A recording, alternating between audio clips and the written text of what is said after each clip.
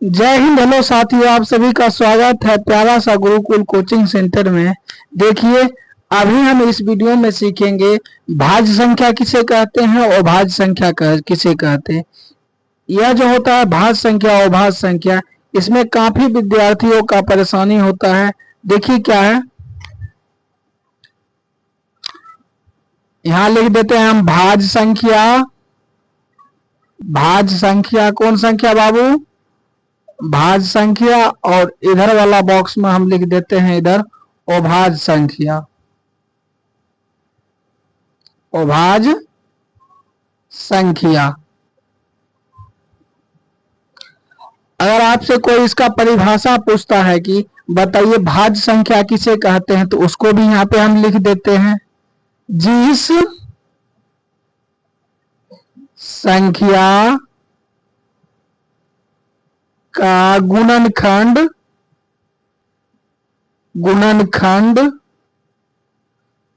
2 से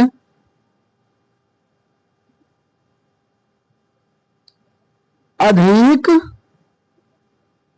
होता है उसे भाज्य संख्या कहते हैं। ठीक उसी तरह से यहाँ पे हम अभाज्य संख्या का भी परिभाषा लिख देते हैं। क्या होता है? जिस संख्या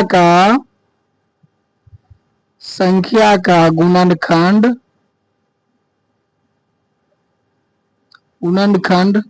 2 से, जिस संख्या का गुणनखंड 2 हो, सिर्फ 2 हो, उसे अभाज्य संख्या कहते हैं। देखिए साथियों, सबसे पहले यहाँ पे हम सीख लेते हैं अभाज्य संख्या। कौन संख्या? अभाज्य संख्या। अब देखिए, आपसे पूछा जाएगा बताइए बाबू, आप 5 जो है अभाज्य संख्या है कि भाज्य संख्या है? आप इसमें कंफ्यूजन हो जाते हैं। देखिए किस तरह से, पहले समझना है, जिस संख्या का गुणनखंड क्या हो? 2 हो, यानी उसको गुणनखंड करने पर कितना मिलना चाहिए? 2। तो वह कौन सा संख्या हो जाएगा? अभाज्य संख्या हो जाएगा। कौन संख्या? अभाज्य। अब देखिए, आपसे पूछा जाएगा बताइए बाबू, एक अभाज्य संख्या है कि भाज्य संख्या है? एक देखिए, नहीं अभाज्य संख्या है नहीं भाज्य संख्या है, इसका गुणनखंड सिर्फ एक ही होता है। अगर आपसे पूछा जाएगा कि आप बताइए 2 जो होता है, 2 भाज्य संख्या की अभाज्य संख्या है, तो आप कैसे पता करेंगे? देखिए ऐसे 2 से लगाना है, यहाँ पे 1 आ गया, यानी देखिए इसका गुणनखंड कितना आया? एक 2 आया है और एक कितना है? 1 आया है। यानी जिस संख्या का गुणनखंड सिर्फ 2 ही रहता हो उसको अभाज्य संख्या कहते हैं। कितना रहता है? 2 ही। अब देखिए यहाँ पे, तो यहाँ पे देखिए 2 का क्या हो जाएगा? 2 कौन सा संख्या हो जाएगा? अभाज्य संख्या। ठीक उसी तरह से आपसे पूछा जाएगा 3 भाज्य संख्या की अभाज्य संख्या है। यहाँ पे समझिए, इसका भी ऐसे 3 से लगाएंगे तो 1, एगो 3 हुआ गुणनखंड, एगो 1 हुआ इसका गुणनखंड। पहले एलसीएम जिस तरह से बनाते हैं उस तरह से इसका गुणनखंड निकाल लेना है। और देखिए कितना आया? 2, 1 और 2, 2 को बस है, 2 को गुणनखंड, यानी 3 कौन संख्या? अभाज्य संख्या। आपसे पूछा जाएगा 4। अब 4 के देखिए कीजिए, 2 से लगाएगा तो 2, 2 से लगाया तो 1। यहाँ पे देखिए 1, 2, 3, इसका गुणनखंड क्या गो आ रहा है? 3 गो। क्या गो आ रहा है बाबू? 3 गो, यानी 2 से ज्यादा है। यानी जिस संख्या का गुणनखंड 2 से अधिक होता है उसको भाज्य संख्या कहते हैं। कौन संख्या? इधर वाला हो जाएगा भाज्य संख्या। कौन संख्या हो जाएगा बाबू? भाज्य संख्या। अब देखिए यहाँ पे 4 जो है कौन संख्या हो जाएगा? भाज्य संख्या। काहे कि 1, 2, 3, जिस संख्या का गुणनखंड 2 हो उसको भाज्य संख्या कहते हैं। जिस संख्या का गुणनखंड 2 से ज्यादा हो तो उसको भाज्य संख्या कहते हैं। अब यहाँ पे देखिए, आपसे पूछा जाएगा 5 भाज्य संख्या की अभाज्य संख्या। देखिए 5 से लगाएंगे तो 1 हो जाएगा, यानी इसका गुणनखंड 2 ही है।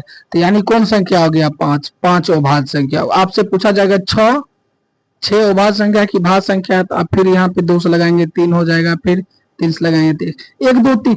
जहां 2 से ज्यादा गुणनखंड आया तो कौन संख्या हो जाएगा? भाज्य संख्या। कौन संख्या? 6 कौन संख्या? भाज्य संख्या में आ जाएगा। अगर आपसे पूछा जाएगा 7, 7 में देखिए 7 से लगेगा, 2 3 से नहीं लगेगा भाग।